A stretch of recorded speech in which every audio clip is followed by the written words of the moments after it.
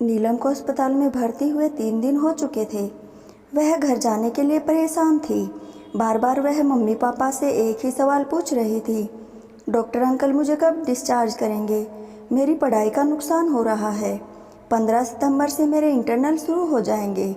अभी मैंने तैयारी भी नहीं की है। अस्पताल में भर्ती होने की वजह से मैं संजना के साथ खेल भी नहीं पा रही हूँ। मेरा मन उसके साथ खेलने को कर रहा है। यहाँ मुझे जरा भी अच्छा नहीं लगता, इसलिए मुझे जल्दी से घर ले चलो। नीलम की इन बातों का कोई जवाब उसके मम्मी पापा के पास नहीं था। मम्मी पापा को चुप देखकर उसने पूछा, मम्मी संजना आ गई क्या? नहीं बेटा, अभी तो 7 बजने में 10 मिनट बाकी है। वह तो 7 बजे के बाद आती है। आप आराम से नाश्ता कर लीजिए। जी मम्मी, नीलम ने बड़े इम्तिनान से कहा। नीलम भोपाल में जीजीआईसी में 6वीं में पढ़ती थी। वह अपनी सहेली संजना के साथ स्कूल जाती थी। संजना उसके पड़ोस में ही रहती थी। दोनों में गहरी दोस्ती थी। कभी नीलम संजना के घर जाकर होमवर्क करती तो कभी संजना उसके घर आ जाती। होमवर्क के बाद दोनों साथ साथ खेलती। उस दिन जब हिंदी के टीचर कमल प्रसाद पढ़ा रहे थे तो उनकी नज़र नीलम पर चली गई। वह चुपचाप सिर झुकाए बैठी थी।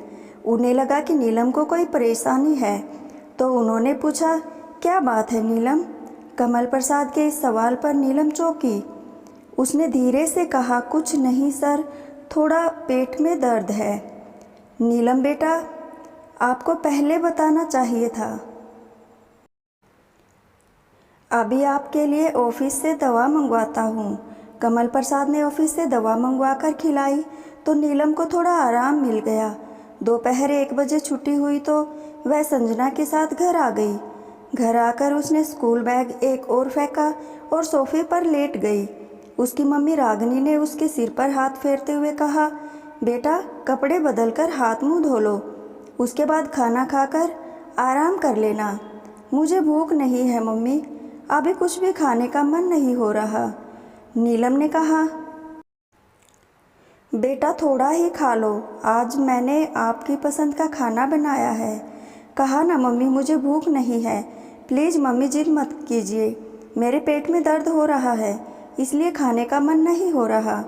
बेटा जब आपके पेट में दर्द हो रहा है तो आपको स्कूल नहीं जाना चाहिए था। पापा आते ही होंगे, उनसे आपके लिए दवा मंगवाती हूँ। मम्मी स्कूल में कमल सर ने दवा दे दी थी। दवा खाने के बाद थोड़ा आराम मिल गया था, लेकिन अभी फिर से दर्द होने लगा। मम्मी मेरे पेट में कई दिनों से इसी तरह रुक रुक कर दर्द हो रहा है। कभी हल्का दर्द होता है तो कभी अचानक बहुत तेज़ दर्द होने लगता है। नीलम ने पेट दबाकर कहा। नीलम अपनी बात कह ही रही थी कि उसके पापा महेश उसके पास आकर खड़े हो गए। हेलो नीलम बेटा, मेरी बच्ची कैसी है? लो पापा का नाम लिया और वह आ गए। रागिनी ने नीलम के बाल सहलाते हुए कहा, हेलो पापा। नीलम ने धीमी आवाज़ में पापा का स्वागत किया। रागिनी, नीलम को कुछ हुआ है क्या जो इतनी सुस्त लग रही है? परेशान होने की कोई बात नहीं है, इसके पेट में थोड़ा दर्द है। महेश ने नीलम को गोद में बिठाकर प्यार से उसकी नाक पकड़कर हिलाई तो कुछ कहने के बजाय नीलम ने मुस्कुरा दिया। रात को होमवर्क करने के बाद वह सिर्फ 1 गिलास दूध पीकर सो गई। अगले दिन सुबह नीलम स्कूल जाने के लिए नहीं उठ सकी। रागिनी ने जगाने आई तो वह उदास लेटी छत को एकटक ताक रही थी। नीलम के मासूम चेहरे पर आंखों से बड़े आंसू सूखकर अपने वजूद की गवाही दे रहे थे। मम्मी कब उसके पास आकर बैठ गई, नीलम को पता ही नहीं चला था। रागिनी के प्यार से उसके सिर पर हाथ फेरते हुए उसके मासूम चेहरे को ध्यान से देखा। उन्हें लगा कि नीलम कुछ ज़्यादा ही परेशान है, तो उन्होंने पूछा, बेटा मम्मा को बताओ ना, क्या बात है? आपने होमवर्क नहीं किया क्या, या फिर स्कूल के टीचर आपको डांटते हैं? मम्मी ऐसी कोई बात नहीं है, मैं अपना सारा काम कंप्लीट रखती हूँ, इसलिए मुझे कोई टीचर नहीं डांटते। नीलम ने दबी आवाज़ में कहा। तो फिर क्या बात है बेटा? मम्मी कुछ दिनों से मेरे पेट में दर्द रहता है, मेरा पेट भी पहले से बड़ा हो गया है। रागिनी ने नीलम की फ्रॉक को ऊपर की ओर खिसकाकर उसके पैर को गौर से देखा तो उन्हें लगा कि शायद नीलम के पेट में सूजन आ गई है। उन्होंने यह बात महेश को बताई तो उन्होंने पत्नी को तसल्ली देते हुए कहा, चलो आज इसे डॉक्टर को दिखा देते हैं, लापरवाही करना ठीक नहीं है। रागिनी तुम इसे नाश्ता कराओ, तब तक मैं नहा धोकर तैयार हो जाता हूँ। ठीक 11 बजे महेश रागिनी और नीलम को लेकर अस्पताल पहुँच गए। उन्होंने नंबर लिया और डॉक्टर राजीव चौधरी के चैम्बर के सामने पड़े सोफे पर बैठ गए। नंबर आने पर वह नीलम को लेकर अंदर गए, जबकि रागिनी बाहर ही बैठी रही। डॉक्टर राजीव चौधरी ने नीलम से कई सवाल किए। इसके बाद उन्होंने कहा, पहले आप बच्ची का सोनोग्राफी करा लीजिए, उसके बाद जो रिपोर्ट आएगी उसके अनुसार ही इलाज होगा। डॉक्टर की पर्ची और नीलम को साथ लेकर महेश अस्पताल में उस ओर बढ़ गए जिधर सोनोग्राफी होती थी। सोनोग्राफी की रिपोर्ट 2 घंटे बाद मिल गई। महेश रागिनी और नीलम को सोफे पर बैठाकर अकेले ही डॉक्टर केबिन में दाखिल हो गए। रिपोर्ट देखकर डॉक्टर राजीव सन्न रह गए। उनके चेहरे से लगा जैसे रिपोर्ट पर उन्हें विश्वास नहीं हुआ हो।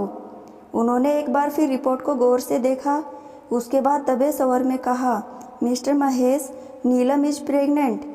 यह सुनकर महेश अवाक रह गए। वह जिस तरह बैठे थे उसी तरह बैठे रह गए, मानो कुछ सुना ही न हो। वह डॉक्टर राजीव को बिना पलक झपकाए देखते रह गए, जबकि उन्हें कुछ दिखाई नहीं दे रहा था। उनकी आंखों के सामने अंधेरा छा गया था। मिस्टर महेश, खुद को संभालिए, डॉक्टर राजीव ने उन्हें दिलासा देते हुए कहा। महेश पसीने से पूरी तरह हो चुके थे। एक बार बारगी उठकर बाहर आ गए। उनका हाल देखकर रागिनी सहम उठी। डरते डरते उन्होंने पूछा, रिपोर्ट देखकर क्या बताया डॉक्टर ने? महेश किस तरह बताते कि उनकी कली जैसी बेटी माँ बनने वाली है। वह निडाल होकर सोफे पर बैठ गए। क्या बात है जी? रागिनी ने बेचैनी से पूछा। आप बताइए ना, क्या हुआ मेरी बच्ची को? आप बताते क्यों नहीं है? महेश की खामोशी रागिनी के दिल से नस्तर की तरह चुभ रही थी। पत्नी को बेचैन देखकर राजीव ने रुंधी आवाज़ में कहा, घर चलकर बताता हूँ। 2 किलोमीटर का सफ़र पूरा होने में जैसे युग लग गया।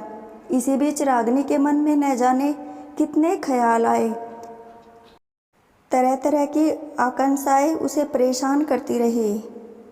घर पहुंचकर महेश ने नीलम को बिस्तर पर लिटाकर आराम करने को कहा। लेटने के बाद नीलम ने पूछा, पापा, डॉक्टर अंकल ने क्या बताया? मेरे पेट में दर्द कब ठीक होगा? मेरे टेस्ट होने वाले हैं। आप डॉक्टर अंकल से कहिए कि मुझे जल्दी से ठीक कर दे, वरना संजना के नंबर मुझे ज़्यादा आ जाएंगे। महेश ने नीलम के सिर पर हाथ फेरते हुए कहा, बेटा, आप जल्दी ठीक हो जाओगे, घबराने की कोई बात नहीं है। रागिनी बड़ी बेसब्री से महेश का इंतज़ार कर रही थी। जैसे ही महेश उनके पास गए, डॉक्टर साहब ने क्या बताया? क्या हुआ है मेरी बच्ची को? रागिनी की बाह पकड़कर महेश ने कहा, आपको किस मुंह से अपनी बर्बादी की कहानी सुनाऊं? हम लोग लूट गए, रागिनी बर्बाद हो गई, हम किसी को मुंह दिखाने लायक नहीं रहे। डॉक्टर ने बताया कि नीलम 6 महीने की गर्भवती है। महेश का इतना कहना था कि रागिनी को ऐसा लगा कि सब कुछ घूम रहा है। आंखों के सामने अंधेरा छाने लगा। वह गिरी और बेहोश हो गई। उस कमीने को हमारी मासूम बेटी पर जरा भी तरस नहीं आया। उसने हमें समाज में मुंह दिखाने लायक नहीं छोड़ा। इसके बाद आंचल से आंखें साफ करके रागिनी नीलम के पास आ गई।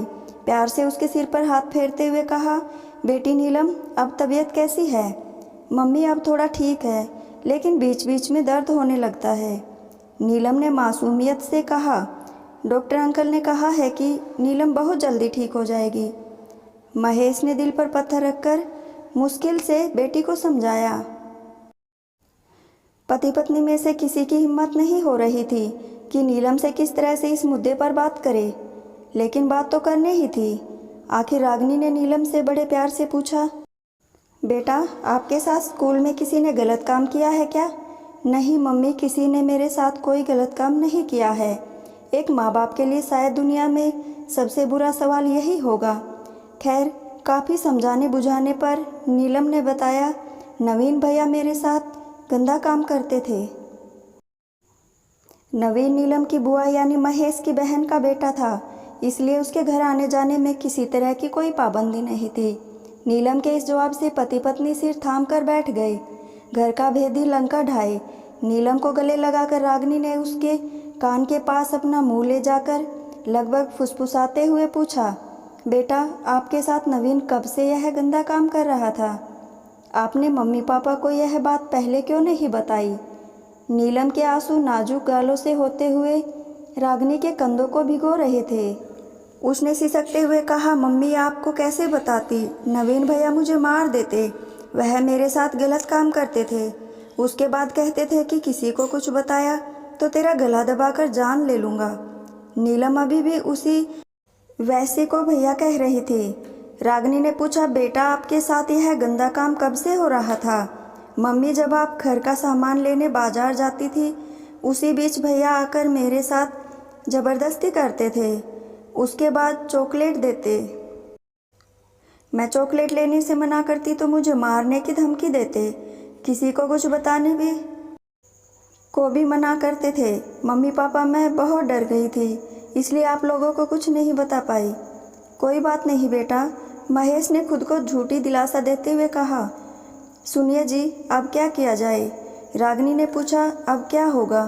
कुछ भी हो, मैं इस वैसी को जिंदा नहीं छोड़ूंगा। इसके लिए चाहे मुझे जेल ही क्यों न जाना पड़े। महेश ने कहा। नहीं, पहले आप नीलम के बारे में सोचिए। चलो डॉक्टर राजीव को एक बार और दिखाए और नीलम का अबॉर्शन कराना ज़रूरी है। उसके बाद आगे की कार्रवाई करेंगे। यह भी ठीक रहेगा। महेश ने मर्जी के विपरीत हामी भरी। इसके बाद अस्पताल जाकर डॉक्टर राजीव से नीलम का गर्भ गिराने के लिए कहा तो डॉक्टर राजीव ने कहा, देखिए मिस्टर महेश, यह पुलिस केस है, इसलिए पहले आप FIR कराए, उसके बाद ही कुछ हो सकता है। डॉक्टर साहब, ऐसा अत्याचार मुझ पर मत कीजिए। मैं वैसे ही बहुत परेशान हूँ। अब आप भी परेशान न करें, महेश ने गिड़गिड़ाते हुए कहा। देखिए, आप समझने की कोशिश कीजिए महेश जी, आपकी बेटी 6 महीने की गर्भवती है, इसलिए उसका अबॉर्शन नहीं किया जा सकता। उसकी जान को खतरा हो सकता है। डॉक्टर साहब, अब हम इस पाप का क्या करें? हम तो किसी को मुंह दिखाने लायक नहीं रहे। महेश जी, आप समझने की कोशिश कीजिए। ऐसा करने से नीलम की जान जा सकती है, फिर यह गैरकानूनी भी है। So I am sorry. Doctor Rajiv ने हाथ खड़े कर दिए। नीलम 3 दिनों से अस्पताल में भर्ती थी। वह मम्मी पापा से बार बार पूछ रही थी कि अस्पताल में से उसे कब छुट्टी मिलेगी। उसकी पढ़ाई का नुकसान हो रहा है। 15 तारीख से उसके इंटरनल शुरू होने वाले हैं, जबकि उसने अभी तैयारी भी नहीं की है। उसे संजना के साथ खेलना है। महेश ने कोर्ट से नीलम का गर्भपात कराने की इजाज़त मांगी, लेकिन फ़िलहाल अभी उन्हें इसमें कामयाबी नहीं मिली है। नवीन के खिलाफ थाने में विभिन्न धाराओं के अंतर्गत मुकदमा दर्ज करा दिया गया है। उसकी धरपकड़ के लिए पुलिस जगह जगह छापे मार रही है, लेकिन अभी वह पकड़ा नहीं जा सका है। पुलिस ने उसकी गिरफ्तारी के लिए उसका फ़ोन नंबर ही नहीं, उसके दोस्तों, रिश्तेदारों और घरवालों के फ़ोन नंबर सर्विलांस पर लगा रखे हैं। अब देखना यह है कि क्या कोर्ट महेश की फरियाद पर नीलम का गर्भपात कराने की इजाज़त देता है। इसके लिए कोर्ट पहले डॉक्टरों के पैनल से रिपोर्ट मांगेगा कि गर्भपात कराने से पहले 12 साल की बच्ची को कोई नुकसान तो नहीं पहुंचेगा। इस रिपोर्ट के बाद कोर्ट कोई फैसला देगा, लेकिन फैसले आने तक महेश और रागिनी के लिए एक एक पल गुजारना वर्षों गुजारने के बराबर है, जो उन्हें हर एक पल बर्बादी का एहसास दिलाता है।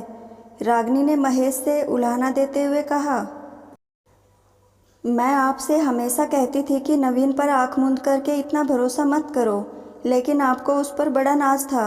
आप हमेशा मेरी बातों को नज़रअंदाज करते थे। रागिनी, आप बस भी करो। मैं वैसे भी बहुत परेशान हूँ। मुझे क्या पता था कि वह मेरे भरोसे का इतना बुरा सिला देगा। चलो, मैं तुम्हारी बात मानता हूँ कि अगर नवीन को इतनी छूट न देता तो आज हमें यह दिन देखना न पड़ता। इसके बाद एक लंबी सांस लेकर महेश ने आगे कहा, चलो मान लिया मेरी गलती से यह हुआ, लेकिन तुम्हारी भी गलती कम नहीं है। नीलम को प्रेग्नेंट हुए आज पूरे 6 महीने हो गए हैं और तुम्हें इसकी जरा भी भनक नहीं लगी। रागिनी, मैं तो पूरा दिन ऑफिस में रहता हूँ, लेकिन तुम भी तो नीलम का ध्यान नहीं रख पाई। उस दरिंदे के भरोसे नीलम को अकेली छोड़कर क्यों बाजार चली जाती थी? तुम्हें नीलम से हर तरह की पूछताछ करनी चाहिए थी। तुम उसकी माँ होने के साथ उसकी सखी सहेली भी हो। सुनो रागिनी, होनी को कोई नहीं टाल सकता, लेकिन सावधानी जरूरी है। हर किसी पर भरोसा नहीं करना चाहिए, चाहे कोई कितना ही सगा रिश्तेदार क्यों न हो। दोस्तों, अगर आपको ये कहानी अच्छी लगी हो तो वीडियो को लाइक, शेयर एंड सब्सक्राइब जरूर कर ले और बेल आइकन को प्रेस कर ले। धन्यवाद दोस्तों।